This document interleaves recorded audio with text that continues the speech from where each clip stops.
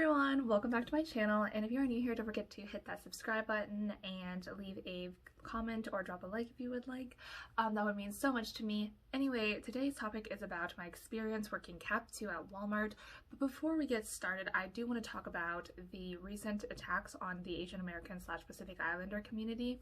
I will leave some links in the description box below if you guys are unfamiliar with this, and ways to help will also be linked down below. There are multiple GoFundMes, articles, and Instagram ads to see what's been actually going on, and I just wanted to bring some light into this before I went on into this video because a lot of the mainstream media isn't really covering it, which is really unfortunate. But now it's getting more and more attention, which is great, because there are literally Asian Americans and Pacific Islanders who are literally getting attacked for just having their ethnicity, you know what I mean?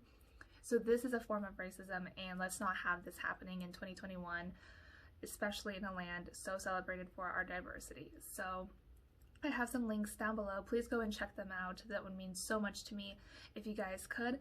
And let's get started into this video. But I just wanted to give that PSA announcement. So thank you guys so much if you guys could just go and click down below and see all the links that I have there. Anyway, let's get started right into this video. So CAP2, what is CAP2 exactly? So CAP2 is the stocking team, at least the daytime stocking team that Walmart hires, and it's basically a shift that you work from 1 p.m. to 10 p.m. and you just stock shelves, get stuff off the truck. And it's different from CAP1 because CAP1 is overnight, but CAP2 is daytime. CAP2 is frequently the more popular one just because you guys see us often, and if you are a customer, yes, we are the ones that are stocking in the aisles. That's us. However, I do have to say something though. I actually did transfer out of CAP2. I worked there for about 2-ish and a half months, kind of 2 months, and then I transferred from CAP2 to the apparel team because let's just say CAP2 wasn't assigning me hours, so I had to go to somewhere else where the managers would give me hours. So let's talk about CAP2. So you guys know what CAP2 is now, and you guys know what it does. Now let me tell you guys what CAP2 essentially comprises of. So you have the stockers, the people that are stocking the shelves, and you also have the truck team. The truck team is also CAP2, and they're the ones that are unloading the stuff on the truck. They are unloading the boxes and all the materials from that truck, and they pull it onto that pulley system. It's not a pulley system, but it's like that, like, move along system. Let's just call it a move along system. And they put those boxes onto pallets. And those pallets are usually what we take outside into the aisles and stock with. And those pallets are typically contain anywhere from at least 20 items to over 50 items. And Walmart has a policy of 1 box per minute, which I will get to in a minute of why that is a terrible policy and why that was one of the things that I hated about doing in CAP2. So anyway, focusing more on the stocking portion, which I was part of, the stocking portion was really, it wasn't really that bad if you think about it, but there were many situations in what made stocking bad. So I'm sure you guys may or may not have known, if you do work at Walmart, you do realize that CAP2 gets the absolute brute work of everything. It is literally the most underappreciated and overworked team in all of Walmart, I feel like, because CAP2 not only has to stock items on shelves, but it also has to directly talk to the customers when the customers are asking questions. So customers will often be in those aisles and they see typically a CAP2 associate on there. They usually see them first. And not only does CAP2 have to deal with the customers, but they also have their own managers, and their managers have these unrealistic expectations. And not only that, but CAP2 is one of the lowest paid, if not the lowest paid position in Walmart. CAP2, at least at my Walmart, was $11 an hour, but I did hear that starting next week it was going to be $14.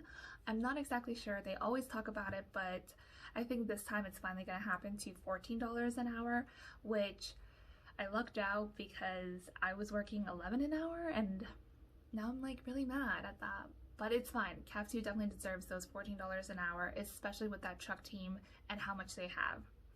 So with $11 an hour, at least with my experience, it was one of the lowest paid ones, and it was one of the most physically demanding jobs I have ever had.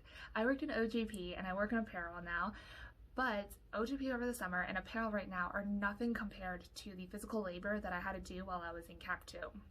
For example, CAP2, you would have to pull those things, like you got your jack and you would have to pull it into a pallet and then you pulled it out. And it was sometimes like these pallets are incredibly heavy and you need someone pushing you in order to be able to pull. So that is very stressful. But let me tell you guys what CAP2 consists of. So you walk in, typically you clock in before 1 o'clock because you have a meeting. At least this is at my place. I'm not sure if it's like different from everywhere, but at least this is mine. So you clock in before 1, and then at 1 o'clock there is a meeting of the entire CAP2 team. And your manager and team leads will tell you about what's been going on, what things have been, changing and whatnot. There's just a lot of things like that, like what the expectations, what is happening today, what truck is coming in, how much they have in there. And we also got assigned partners. Now, I was working CAP2 and I was working in December and January. So this was like holiday season, so peak holiday season essentially. So that just meant that it was really busy and we were able to get partners, which was amazing because that really helped out with so much. Because having a partner means that that person can also help you out, and that also meant that you can talk to someone and you wouldn't have to be super duper bored just like stocking shelves by yourself. So you would get your partners, and typically these meetings are anywhere from 10 minutes. I feel like the shortest one we've ever had was 5 minutes, but typically on average from 10 to 15 minutes. Sometimes they can go all the way up to 20, and that's if there was something that he really needed to talk about. So anyway, after that meeting, then you go and you get your jack and you start taking pallets out. The pallets could range from anywhere from pet food to toilet paper to the coffee aisle to the can aisle. It all just depended. You could also be in beauty aisle or you can be in baby aisle. It really all just depended on, what you had. So you would go and you would take it out with your partner, and your partner would grab either the L cart or just like a regular top stock cart. And that was just for, overstock and boxes, because there was a lot of boxes that you're gonna have to get rid of and a lot of overstock if it needs to be. So then you go straight into your aisle and you start stocking things. And basically what you do is you use your TC to go and find the location. You scan that box, you find the location, and then you stock the items on there, which seems pretty simple, right? And then after you finish, you go right back in and then you take out another pallet and repeat the whole process. And then you have your 15-minute break, and then you come back to work, and then you have the 1 hour break, and then you have another 15-minute break as well. That is if you're working either a 1 to 10 or a 2 to 10 shift. So that was that. And then at 9 o'clock, what we did was we would always zone. And zoning just means pulling everything forward so that by the next day, the customers can come in and they can easily access it and grab stuff. So zoning just means pulling everything forward so that customers can easily get everything. So that seems pretty simple, right?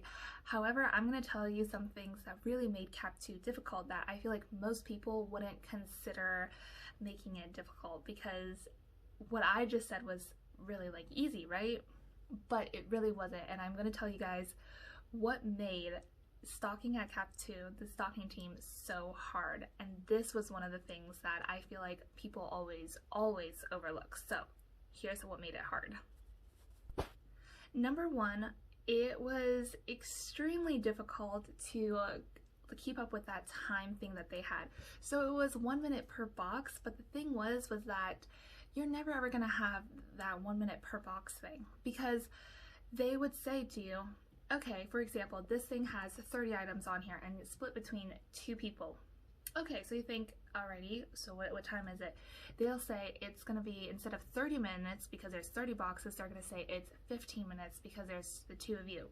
However, what was really interesting is that they don't take into consideration the fact that there are so many other factors that slow down the time. So we had to have 30 boxes be done in 15 minutes. I'm just using that number as an example. But it was 15 minutes from when you pulled it out of the truck. So that just means you also have time from the back of the room, that storage back, all the way to walk towards the aisle that you needed to go to. And sometimes it could take up to 1 minute, 2 minutes, 3 minutes. It depended on wherever you were located. So those were the times that were being lost because you had to literally just go to that location. The second thing that was really horrible about that time thing was the fact that there were customers. Yep, that's right, customers. The customers would always be asking you questions. I think if I was there like stocking things, I remember especially during that holiday rush, there were so many customers asking me questions of where things were located, where they could find something, just so many questions on what the customer just was asking. And it was a lot of people asking. Like I literally had people, like every time I was out there, I think at least 5 people asked, like per 30 minutes. So that's a lot of time actually if you think about it, because now you have to direct your attention from what you're doing to the customer, and sometimes you have to show them where it is located. And sometimes a customer would always say like, oh, could you walk me to there? And you can't say no because in your job description it says to help out the customer, so you try and help out them, and sometimes you end up having to walk a few aisles. I remember I had to walk like 5 aisles from where I was stocking just to go and tell a customer, okay, this is where it is. So it was always like, oh, okay, so like, what about this time? But that time was also considered into that 15 minutes. So now I just wasted like 2 or 3 minutes trying to help a customer out. Even if it's 30 seconds, that was still time off that I had to help out a customer and not focus onto my work. So managers and team leads would constantly be yelling at people, saying like, why can't you finish this earlier? But they also forget that customers are there. And second of all, going along with those customer things is the fact that especially during holiday season, the aisles get so cramped. It's so busy. It's so cramped and so busy, and just you can't even move. Like I would literally be staying on the pallet for a few seconds before I could even move, because there were just so many people in just one aisle, and you can't even do anything about it. And you would say, excuse me, ma'am, like I need to get through, but they don't listen to you. So that I feel like managers and team leads don't understand is the fact that there are customers there and they do take up a good portion of your time. So if they think like 30 items between 2 people can take 15 minutes, they're surely wrong. It does not take 15 minutes. It takes way longer than that because you have so many people here. The third thing that really annoyed me was the fact that sometimes there weren't enough TCs for everyone. The TC is a touch computer. It's the one where you scan everything and then you can see where that item is located and the price point and all of that. However, what the thing was that sometimes there weren't enough TCs or you weren't logged into the system. I wasn't logged into the system. I'm still not even in the system actually. Some people don't even get into the system like 1 year later. So yeah, it just shows you like how messed up everything was. So now you have to share a TC, or if your partner didn't have it, you guys just don't have any TCs and you have to guesstimate where things are being located. So even if you did share a TC with someone, you still had to wait for them to use it and then give it back to you. And if you didn't have it, well then you're gonna spend even more time looking for where something is located. So by just sharing that TC, it took away time that could have been much faster, because when you share something between the 2 of you, it does take longer if you think about it.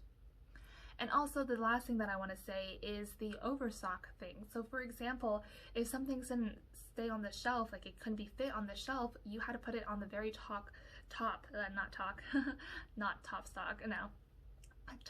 shelf. You guys know that like really top shelf? That is the overstock shelf, and that is stuff that we have to put on there by using a cart. The cart that has the little like ladder almost. Yeah, it has a pull-through ladder and you have to get on there and you have to put everything on the top. And if it still doesn't fit, then you have to put a label on it and then put it back into the back room to be labeled as overstock. And that still takes time, like getting that ladder out and making sure that you have to put everything on from the ground now to the top stock area, that top shelf. That takes some time.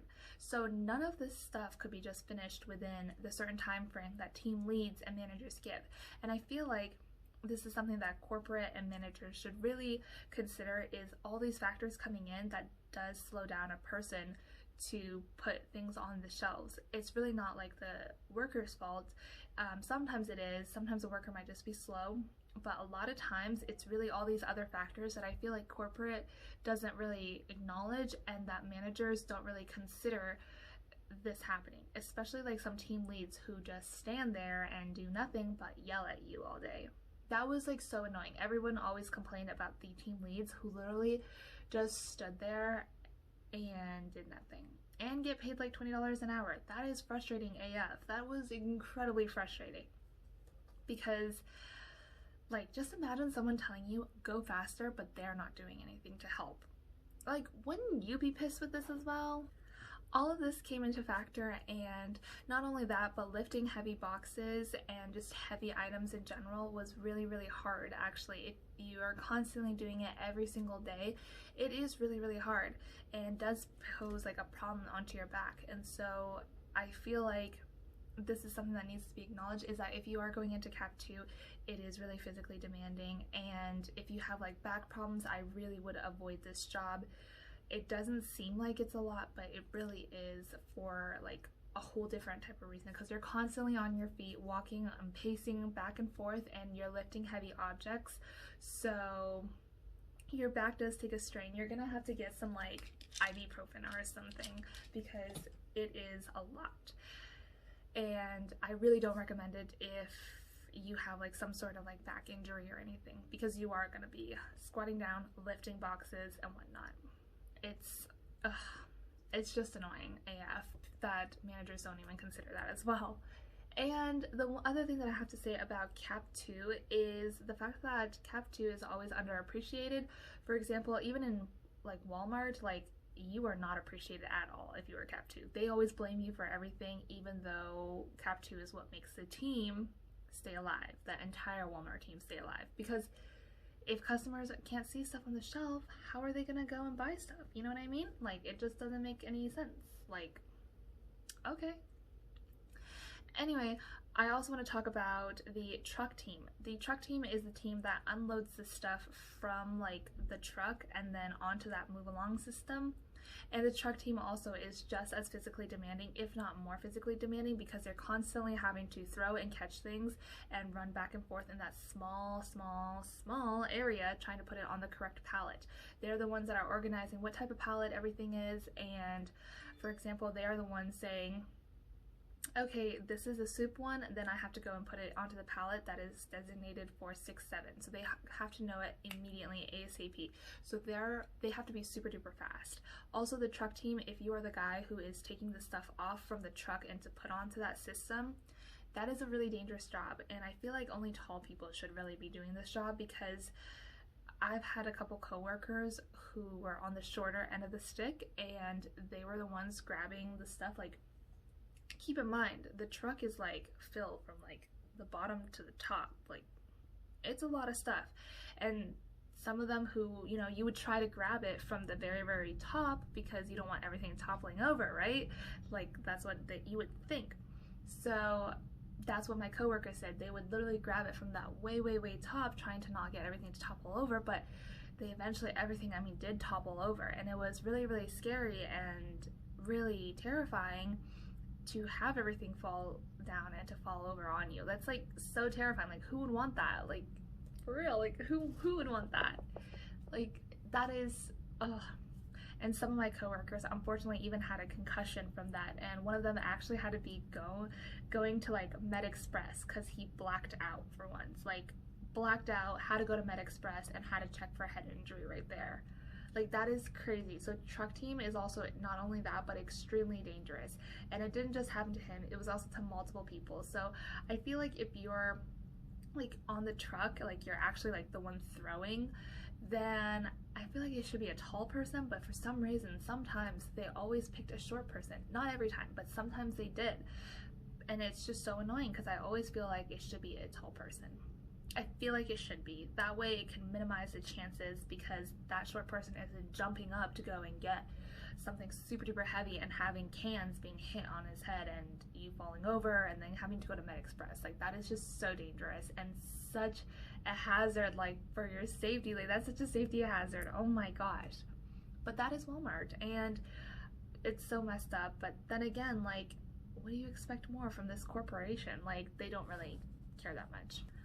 Needless to say, I'm not bashing Walmart at all, but there are some things that I feel like Walmart should fix, and hopefully like this video doesn't come across as condescending. It really isn't. I really did enjoy my like job and stuff for the most part, because it was really something that I could make money and, you know, do like pull out away like time. Like I could make money from this as a college student and essentially just, you know, manage my time better, because it's always like, it's always better to, I think, like have a job and like get some sort of income and learn how to do time management. That's what I'm saying. That's like why a job is so important for college students. It really teaches them how to do time management, and I think that's so amazing.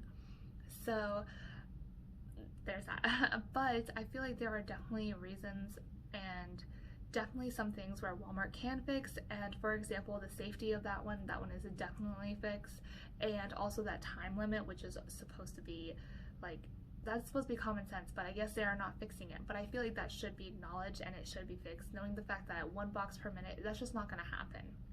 Maybe if you were on CAP1 moves faster, and that's really because they don't have any customers with them. If there was customers, CAP1 would be at the exact same pace as CAP2. So what else do you want to say about that?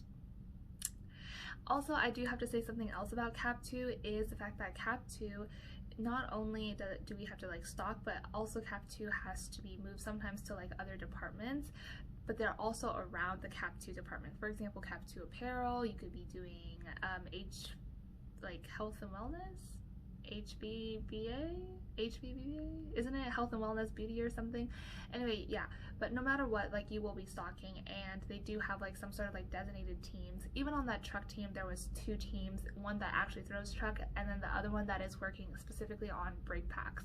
And brake packs are just things that are not organized, they're just randomly thrown, but they're not like sealed, like they're sealed, but they are not sealed that matched with others. So they're sealed, but they aren't coming off with like a certain group, and therefore they must go into a brake pack. You can still sell them for sure. Absolutely. Don't think that just because it comes from a brake pack that it's like bad or anything. No, it just means that that one thing didn't match with what was being thrown off. So for example, let's say because Walmart does buy in bulk, let's say for example one of the boxes had 3 Vaselines in there. I don't know, I'm just like saying 3 Vaselines, but sometimes, you know, things can happen and now you just have 1 Vaseline that is just coming off that truck. So that 1 Vaseline would go into a brake pack. So even though the Vaseline is completely unused and unopened, it was just lying there for some reason, not with its group. So that's just what brake pack means. And then you have to separate them, and you have to go fast because there are a lot of freight that are brake packs, and you do have to stock them. So it was always like that. Also, I have to say something about the zoning. So zoning was always the 1 hour before our shift ended, so from 9 to 10, and it was so impossible because they wanted everything to be pulled out, and some aisles are just impossible to pull out. For example, I always thought the can aisle, which was just so difficult. The can aisle was just so difficult because there were so many cans and you just had to pull them all forward, and it felt like I wasn't able to pull it out forward. So it was just, I don't know, I feel like the expectations were too high, and also sometimes the managers and the team leads would just say like pull everything forward, but they wouldn't teach you how to do that. So I feel like with CAP2, if you are starting this job, is to realize that the expectations are ridiculously high. Do not you think that you have to go and match them. You really do not. Oh my goodness, it is so, like, CAP2 was just hard. But I'm also really glad now that they are reaching a $14, I think it's $14, because honestly CAP2 definitely deserves that $14. It was physically hard, and you have all these like time limits and all these other things that you have to do. It was just off the charts, let's just say that. But that is my experience with CAP2. Personally, what I found about CAP2 that was just the most annoying, like I said before, those expectations that were just impossible to meet. The impossible expectations and just some rude customers, and your managers and team leads who really didn't do anything. All of that combined made my CAP2 experience like somewhat negative, but honestly, also I forgot to tell you guys, CAP2, chances are your coworkers are going to be some of your best coworkers ever. I found that a lot of my coworkers were really funny, and I absolutely do miss them, and I wish that I could be working with them again. They are really amazing people, some of them, not all of them, some of them. But it's really unfortunate to see some of them go. For example, some of them did quit. I have one man who actually did quit, and another guy who actually got fired, no, two guys who got fired for being too slow. And one of them quit because he said that he couldn't handle this toxic environment anymore. CAP2 is definitely a toxic environment. You can search up on TikTok, just type in Walmart. I'm pretty sure the first video that you're gonna see is a girl who's speaking into that phone, into the like loudspeaker, and she's like, "This is Shauna from CAP2." I mean, girl, same. I mean, the CAP2 team is just really hard. Definitely, it's either a hit or miss for your teammates, your coworkers and stuff. You can either hit it off really well with them, or they are like terrible people. There's really no in between. They're either horrible or they're good. That's it. And so that was my experience with CAP2. Overall, I have to say though, it taught me a lot of things. It taught me to not place things where they don't belong. I used to sometimes think like, oh, it'll be fine, like I'm just gonna place it here, but no, I'm not doing that shit anymore. Like, that is so rude and so disrespectful, especially the people who are just trying to stock items and do their job and try to get money to feed their families. Yeah. So instead now, I do look at it and treat retail workers with even more respect than ever before. I used to treat them with respect, but now it's like, okay, let me try and make their lives easier by not doing what the average person would do. Yes, absolutely. And also with CAP2, you realize that the people there are actually essential workers, and you never realize like how important that team is, because they're the ones who are actually putting the stuff on the shelves. And so I think they do, deserve some sort of recognition. Even if they're just doing their job, it's honestly like quite a physically demanding job. And if I ever see anyone demeaning that team, like just for putting stuff on shelves, like I will literally go apeshit, because that is so not okay to demean a person for their position. And I just can't imagine people who don't think that CAP2 is hard when they haven't even been in it. So if you guys are in CAP2 and you are like wondering like, oh my gosh, like what is it about, like what is it like I'm so scared, I just have to say this: it's not as bad as what some people make it. It really just depends on your entire work crew. For example, if you have really awful managers, then yeah, it's gonna be absolutely hell. And I mean, like, personal experience, it was absolute. But if you have a good team, then that's so much better. I also have to say this though, it is a job and you are definitely underpaid for that job. What else is new? But do not take any of that into heart. In fact, what you need to do is just ignore all of this and go home with your money. That's all you have to do. Just go home with your money and forget about the issues. That is up to team lead and manager. Just don't make it that big of an issue to the point where they can fire you, but also don't really care that much as well. And if any customer comes your way and asks you for like where something is located, direct them towards your team leads who are doing nothing but standing there. Okay, period. Thank you. So overall, CAP2 was a learning experience. I learned how stores work now, how they stock shelves now. I have an even greater respect for retail workers and some of our essential workers as well. Yes, absolutely they are, because you're the ones buying toilet paper and bleach. And not only that, but I've also realized that a job is a job, and even if you like it or not, it really just doesn't matter, because at the very end of the day, you're getting a paycheck. You do realize that you are underpaid and that this is just business here in America. But if you are, CAP2, just remember, it's just a job. You can just, just go home and forget about this entire issue. Just forget about it. literally forget about what happened today. Do not let those people, like especially the managers and the team leads and the customers, do not let those people like affect the rest of your day. I know like the hours are like absolutely terrible, because a 1 to 10 shift was probably like one of the worst times of all, because it was like your entire social life was gone, because your entire day is gone essentially, because most people are working like an 8 to 5 or a 9 to 5. So it's like, well, when they're off, I'm on lunch break and then I have to go back to work. So that was just that. It was really like, I know CAP2 isn't the best, but honestly, if you can find anything to just like lessen that pain, then that would be great. Just remember, it is a job, and to not take what managers, team leads, and customers do not take it personally, and you will be fine. If you are in CAP2, thank you so much for stocking the shelves, and I hope that you have a great day. You really do deserve more recognition, and I feel you. I even got back pain, and I was 18. But I was also working a holiday shift, and people were mean. Absolutely, yes. Absolutely. So that was my experience working CAP2. I realized job is a job. You will always be underpaid for your job, basically, and